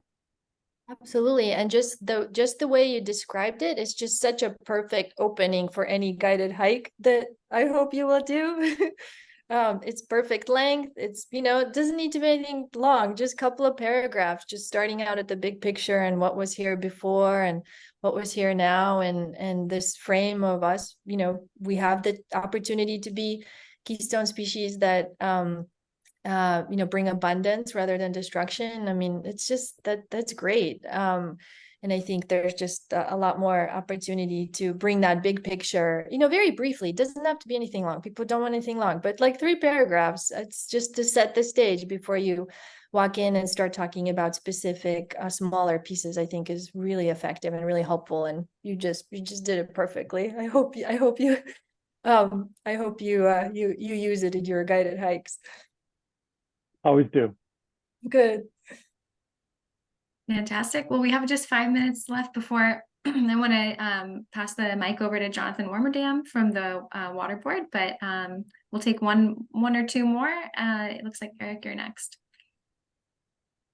Great. I'll just be really quick on a digression back to your original question about, basically, why isn't this education around communication being funded, or is it? I think in general, one of the issues at hand is there's so much work to be done on the ground, and it's a much more tangible thing. You can say we did this many acres, ecologically informed restoration, or whatever you're kind of working at, forestry, versus the soft skills you're kind of talking about, the interactions where it's building that network and people's understanding, which is so valuable, but oftentimes is in this kind of null space of like, well, what was gained?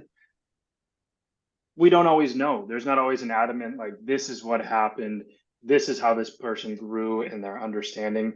And I think trying to shift basically your presentation, the more that can be put out there, especially to funders, and understanding of like throwing money into this communication area is incredibly valuable. And it's not going to have linear returns, but it will have massive returns. Yeah. No, I don't know what else to say there, but No, Eric, you just hit a nerve. Yeah, no, this is something that my husband hears me talking about it basically every other day, just how, I mean, it's so abstract, it's so ineffable, it's very hard to measure. And yet we all know, and research shows, right? What is media? It's communications, it's marketing. I mean, we're not marketing, but it's communications, it's messaging. And what's changing people's minds the most is access to good communications and messaging. And what I would argue, what has grown support for prescribed fire in the last 3 years is, I think we've had some amazing coverage that I've never seen before in the last 2 years about prescribed fires, about Indigenous practices. And I think it's grown the support for these practices tremendously, especially in urban areas among people I spend time with. So obviously, I think everyone at a kind of gut level knows that it works and it's really important. But you're right, it's hard to measure. And it takes a person that understands its value to fund it. So one thing that and maybe we can do this as a group, maybe we can approach private foundations, and organize a briefing, and let's educate them on how important it is to increase the budgets of communications and marketing for our work, and that it's a big gap. It is what education groups that I cover did, when they felt that it was different. It wasn't marketing and communications, but they saw certain gaps in what was funded by funders and what wasn't.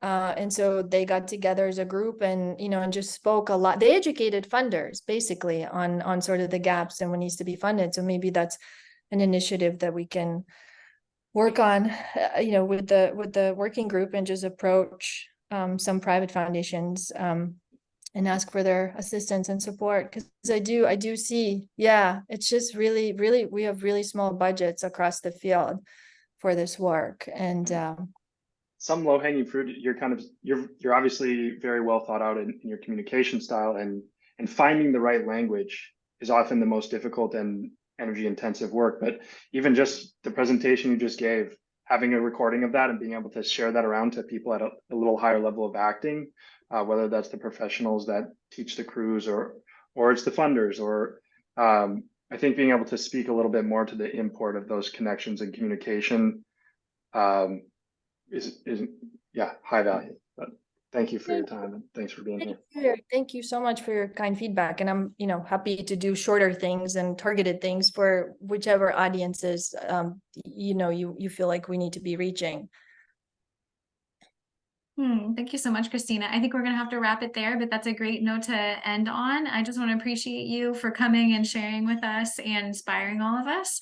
And yeah, putting this work really in front of us in a way where we can just be reminded how important it is. So thank you for that. And I'm sure many people will be in touch, and I hope to have you back again to the working group in the future as a member or as a speaker again. So thank you, Kristina. Thank you, Adriana. Pleasure. And please, would you mind sharing if there's questions in the chat that we didn't get to? Would you mind sharing them with me, and I'll respond to folks by email? I will. Thank you. I will, definitely. And now for something kind of different.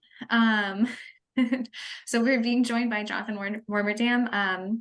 Jonathan, I'm sorry I don't have your title in front of me, but you're an environmental scientist, I believe, with the North Coast Water Board. And he is going to let us know about some proposed changes to some of the, I'm really not going to be able to say it as well as you can, but some of the requirements around timber harvest, which will affect many of us working on local lands, non-federal lands, doing certain forestry activities. So I'm glad he had a chance to come and join us before the door closes to take comments on this proposed change. So Jonathan, why don't you go ahead and tell us more about this? Yeah, thank you, Adriana, for inviting me. Justin Fitt of our office also is on the line too. He's an environmental scientist in our office. I'm actually one of our environmental program managers here at the North Coast Water Board.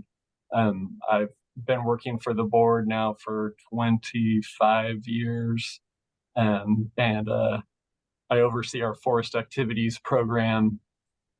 This has been a great conversation. It actually brings out a lot of like personal and professional like emotions out of me. I feel like a little worked up, like I need a couple hours just to like engage and embrace with you all in these subjects.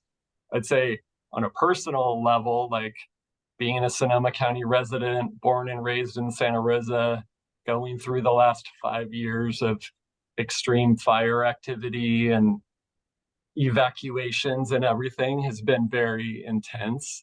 But then on a professional level, my agency, the North Coast Water Board, and our region, which extends from Santa Rosa to the Oregon border, I've had a front row view into some of the devastating impacts that occur with the extreme wildfire activities. And I'll say that last year in particular, up in the Klamath Basin with one fire, the McKinney fire outside of Wairika, I saw some of the worst devastation of my career from a single fire event, which was just a 60,000 acre fire, but it was high severity, coupled with midsummer extreme precipitation, a lot of global weirding happening that is triggering unpredicted outcomes. And that fire, the severity of it and the rainfall that came right after it ended up impacting about 60 miles of the Klamath River, dropping the dissolved oxygen of that entire stretch to zero and essentially killing all the life in the river in one night. So this discussion is just, it's really important, and just to like frame it on the extreme side of what can happen when you have runaway impacts like that is just, it's just a subject that I would love to like dig in more. But Adriana asked me to come here and talk about the boring bureaucracy element of my agency, which is a permit that we currently are, we have out in public review. It is a timber general waste discharge requirement, which is we have an existing permit that we need to renew in February. And so it covers certain types of forest management and fuels management activities that CAL FIRE administers through the forest practice rules. And so those include things like exemptions. So exemptions from the normal timber harvest planning process to facilitate things like fuels reduction around structures, forest and fuel health projects, some small timberland conversions, but it also covers emergency notices of timber operations. So in the post-fire timber salvage environment. And so I'm just here to give notice. And Adriana, I think you have a list, an email of everybody that's here to circulate the public notice so people can become familiar with what it is we are contemplating right now. In February, we're going to have a hearing here in Santa Rosa with the North Coast Water Board. They'll take comments that have already been received up through October 26th, but they'll take oral comments also during that meeting to hear about our permit and make a decision of whether they approve our permit. And so our permit essentially lays on top of the CAL FIRE authorization process for that range of different projects that I mentioned. We've been diligently working with CAL FIRE and the California Department of Fish and Wildlife to identify weaknesses or gaps in some of the types of project activities that are covered, especially around post-fire timber salvage. Post-fire timber salvage 10, 20 years ago was less frequent as a regulatory process. There were smaller fires back then, and they weren't quite as extreme. And we're seeing this migration towards away from green tree, normal timber harvest plan processes to more of these exemptions and emergency notices. And so we've been working closely, putting forward concerns about water quality issues that we think need to be addressed, working closely with Board of Forestry, CAL FIRE, CDFW, California Geologic Survey to try and address some of those things. And so our permit is going to take advantage of the momentum and movement of what we're seeing as potential lifts to those processes. And we're going to get our permit adopted in February, hopefully, so that we can continue to work through the process. If some of the lift that I'm subtly mentioning isn't achieved by February, then the North Coast Board will likely be coming back with a different permit. But because our permit's expiring, it's right around the corner. We're in the public process right now. We're giving you notice, and we've already been distributing information about this. Adriana thought it would be good to just come and touch on that, and here I am doing just that. So if anybody has any questions, I know that's a lot of information. I'm happy to field a couple, or you can reach out to me separately, and we can talk about it. And if I can ever participate in some of these again, I would love to engage and embrace with you all on some of these subjects, both personal and professional. Thank you so much. There are a couple of questions in the chat. Caitlin, do you want to ask yours live? Yeah, although it's not exactly on the topic of the permit that you brought here. It's a more general question.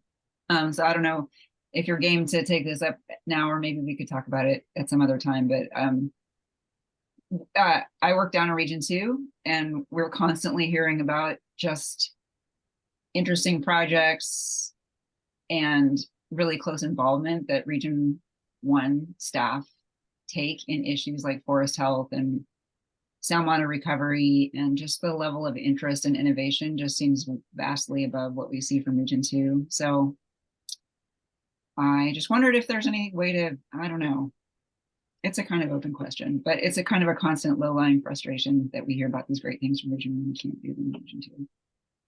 Yeah, good question. Hard one to answer. Yeah. Our region is very progressive when it comes to supporting beneficial aquatic habitat restoration projects, and have been sort of a leader, I would say.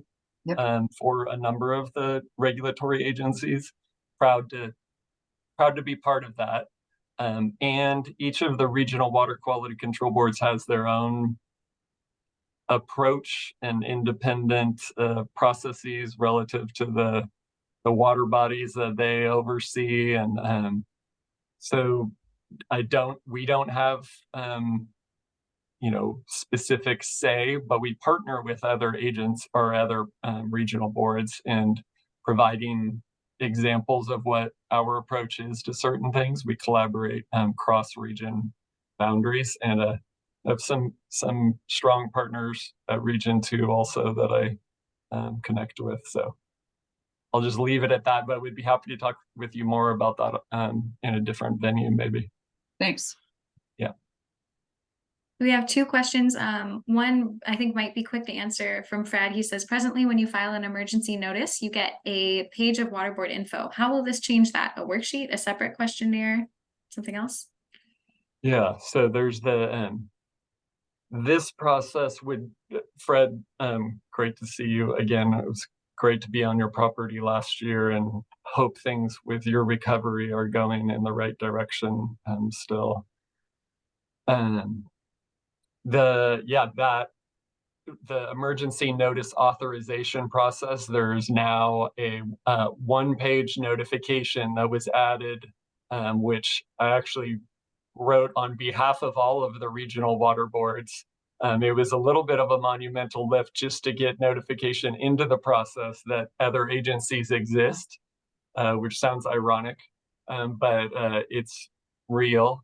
And it's emblematic of just the direction we are continuing to head. And when I say that, I'm saying we are seeing more and more of these types of projects. They used to be infrequent, and now they're becoming more common. And the regulatory arena is evolving around that, and expanding, and really kind of building in more infrastructure and processes to more appropriately address this type of a circumstance. So our permit right now with the lift that we're anticipating seeing and some of the changes, our permit would remain a ministerial authorization permit.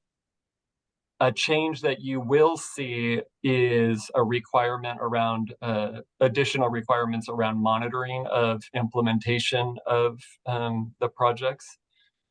So clear expectations that the registered professional forester will remain engaged from cradle to grave on these projects to ensure that best management practices and protection zones are being implemented.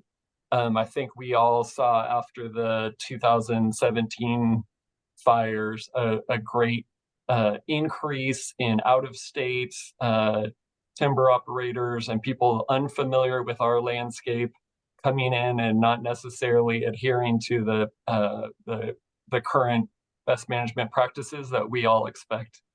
And so we anticipate that will help facilitate that. And CAL FIRE and Board of Forestry have actually embedded that into their processes themselves since then, of requiring RPFs to be engaged from that cradle to grave. So we're only furthering it. There's another question in the chat regarding PG&E. I presume that this has something to do with that. Yeah, I didn't see the question yet. It says, wondering how PG&E fits into these exemptions. Great question. Very contemporary topic for us too. With the passage of Senate Bill 901 in 2018, the water boards were provided resources to oversee the public utility management activities throughout the state. And I will say we were not given a profound amount of resources. My office ended up with 2 dedicated staff to be able to actually oversee, rank and file staff to oversee the utility corridors from Santa Rosa to the to the Oregon border, which is thousands of miles of land, but also as part of the Senate Bill 901 legislation, the State Water Resources Control Board was mandated to develop a new statewide electric utility general order. And we are currently, the North Coast Water Board and the other regional water quality control boards are working closely with the state water board's Division of Water Quality as they're developing a new statewide permit to address potential impacts from, you name it, fuels management along utility corridors, access road erosion, sediment control, herbicide application, and then post-fire emergency work activities. So that, I believe, in 2024 is probably going to be going in front of the State Water Resources Control Board for consideration of adoption. So keep an eye out for that. That's another big contemporary regulatory program that we'll be embracing. Yeah, and then Fred writes another comment about this. He says PG&E needs to send the landowner their emergency notice so they can sell their own timber, and so they know who the forester is. So thanks for adding that on. Well, I think we're gonna have to leave it there, but everyone, you have Jonathan's email in the chat if you'd like to get in touch with him. With the agenda that I sent out for this meeting, you got the public notice, so that's already in your inbox if you'd like to read it. The public notice was very helpful. I wasn't able to say what I read, but it actually is readable, and like you can learn by reading it. Sometimes those things are hard to read, but you guys did a good job. And then, yeah, I just want to say, Jonathan and Justin, thank you so much for coming. Really nice to see you, meet you, and I hope to see you at another one of these meetings again sometime soon. Thank you. All right, thanks everyone. This was wonderful. Keep the inspiration going until we meet again in November. All right. Thanks, Adriana, for facilitating. Great job. Thanks, everyone. Bye. Yeah, great meeting, Adriana. Oh, well, Kristina was the one who made it so great. Takes a village. Thanks, you guys. All right. Thanks, everyone. We'll see you later. Bye, Kristina.